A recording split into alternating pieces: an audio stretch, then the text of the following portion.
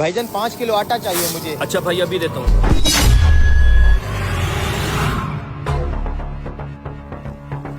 ओ भाई क्या कर रहे हो? कुछ नहीं भाई, वो आपकी गंदम की बोरी गिर गई थी, वही उठा रहा हूँ। ये कैसे गिर गई है? पता नहीं भाई, शायद मेरी टांग के लगने से गिर गई थी। सिर्फ 5 किलो आटे की खातिर इतना मेरा काम बढ़ा दिया, हटो आगे से। माजरत भाई, मुझे पता नहीं चला।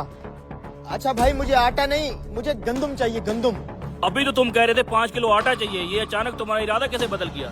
5 किलो आटे से क्या होता है भाई, वो तो एक टाइम के खाने में हम बना के खा जाते हैं। मुझे पूरी गंदम की बोरी चाहिए, बोरी।